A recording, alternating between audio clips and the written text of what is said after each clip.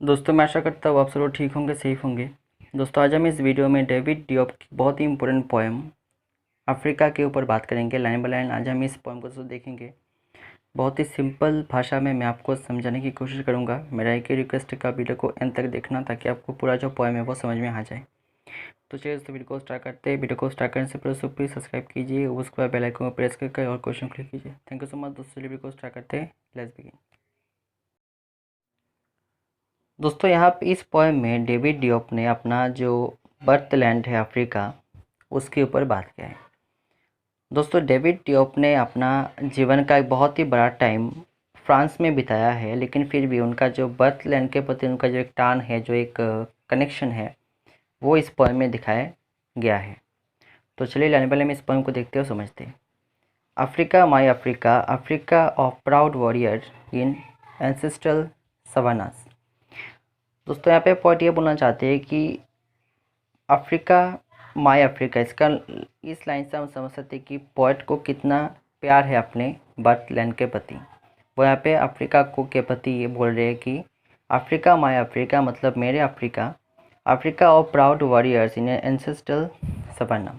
दोस्तों इस लाइन का मतलब है कि पोएट के जो एंसेस्टर्स थे वो बहुत ही वॉरियर थे। उन्होंने अफ्रीका के लिए अपने बहुत ही कंट्रीब्यूशन दिया था। Africa of home my grand mother sings on the banks of distant river. दोस्तों मैंने पहले कहा था कि पोएट ने कभी भी अफ्रीका में गए नहीं थे, वो लास्ट में गए थे अफ्रीका में।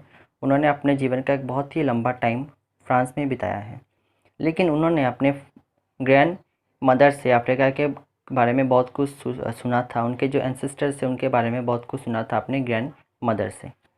तो उनके जो ग्रैंड मदर थे वो पोएट को बहुत स्टोरीज सुनाते थे अफ्रीका के, तो इसीलिए अफ्रीका के प्रति उनका एक बहुत ही क्लोजनेस बढ़ गया था। On the bank of the distant river, इस लाइन का मतलब दोस्तों पोएट अफ्रीका से बहुत ही दूर थे, बहुत ही डिस्टेंट में थे। वो फ्रांस में थे, लेकिन फिर भी ग्रैंड मदर जो थे उन्होंने पोएट को अफ्रीका के हर वो चीज़ बताया है जो उनको जानना ज़रूरी है। I have never known you but your blood flows in my veins. Poet ने कभी भी अफ्रीका को देखा नहीं है, ना ही वो अफ्रीका के बारे में इतना कुछ जानते थे।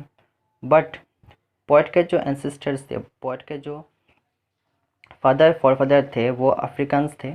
इसलिए पोएट के अंदर पहले से ही जो अफ्रीका का प्रति टान था वो उनके वेन्स में था, क्योंकि उनके एंसेस्टर्स जो थे वो अफ्रीकन थे। तो कहीं ना कहीं अफ्रीका का जो क्लोजनेस था वो उनकी शरीर में बहुत ही पहले से था। Your beautiful black blood that irrigates the field. अब दोस्तों इस लाइन से पोएट अफ्रीकन का जो हार्ड वर्क है उसके ऊपर बात करें कि अफ्रीकन जो थे वो बहुत ही हार्ड वर्किंग थे। उन्होंने अफ्रीका के प्रति उनका जो ड्यूटी था वो उन्होंने निभाया था, और उनके जो कंट्रीब्यूशन था वो अफ्रीका में बहुत ज़्यादा था। The blood of your sweet, the sweet of your work, the work of your slavery. अब दोस्तों इस लाइन का मतलब है कि अफ्रीकन जितने भी थे उन्होंने अपने पसीना से, अपने काम से अफ्रीका को बहुत ही आगे बढ़ाया था, अफ्रीका को बहुत ही डेवलप किया था। The work of your slavery. अब दोस्तों यहाँ पे पॉइंट ये बोलना चाहते हैं कि इस लाइन से पॉइंट कॉलोनियलिज्म की बात कर रहे हैं कि जब हमारे पूरा वर्ल्ड में कॉलोनियलिज्म था तो वो क्या करते, जो वाइट लोग थे, जो वाइट अमेरिकन थे, वो ब्लैक अफ्रीकन जो थे उनके ऊपर बहुत ही टॉर्चर करते थे। तो the work of your slavery, इसका मतलब है जी कि जो वाइट अमेरिकन थे वो कहीं ना कहीं जो अफ्रीकन थे उनको स्लेव बना कर रखते थे अपने गुलामी के लिए। ठीक है, तो जो अफ्रीका था उस टाइम पे कॉलोनाइज था और ब्रिटिश रूल चल रहा था। तो पोएट ने इस लाइन से अपना हमदर्दी जो है वो जताया है अपने अफ्रीकन के प्रति। Africa tell me, is this your back that is unbend, this back that never breaks under the weight of humiliation.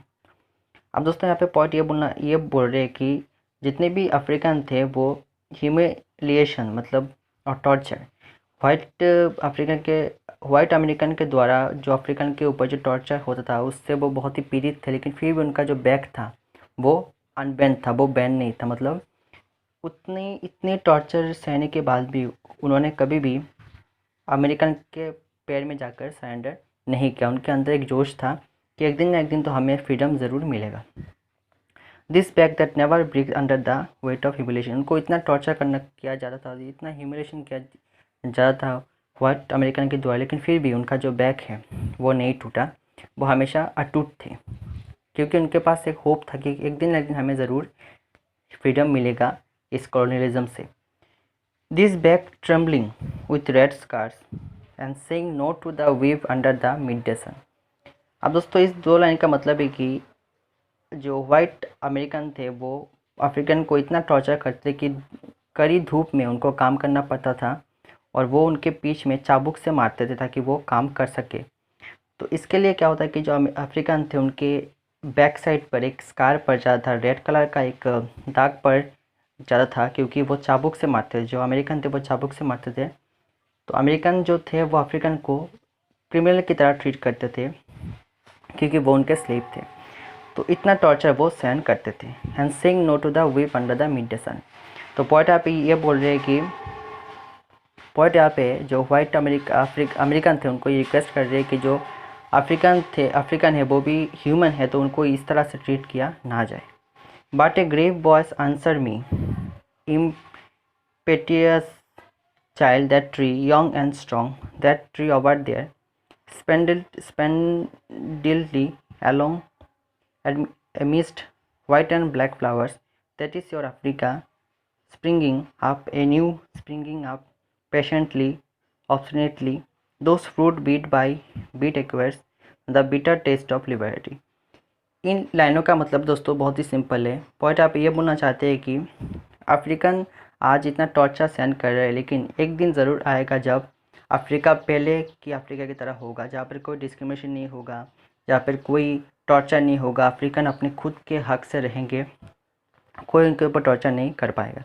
अभी वो बहुत ही टॉर्चर फेस कर रहे हैं, लेकिन एक दिन ज़रूर आएगा जब अफ्रीका को फ्रीडम मिलेगा, लिबर्टी मिलेगा, और अफ्रीका अपने इज़्ज़त के साथ बहुत ही आगे बढ़ेगा, डेवलप्ड होगा, और तब कॉलोनियलिज्म पूरा हट जाएगा। तो यहाँ पे दोस्तों इस पोएम का एंड होता है। बहुत ही खूबसूरत सा पोएम है। मैंने आपको लाइन बाय लाइन इस पोएम को डिस्क्राइब करके बता दिया है, लेकिन फिर भी अगर आपको कोई डाउट है आप कमेंट सेक्शन में बोल सकते हैं। तो थैंक यू सो मच। तो आज के लिए इतना है। Goodbye. अच्छे रहिए, स्वस्थ रहिए।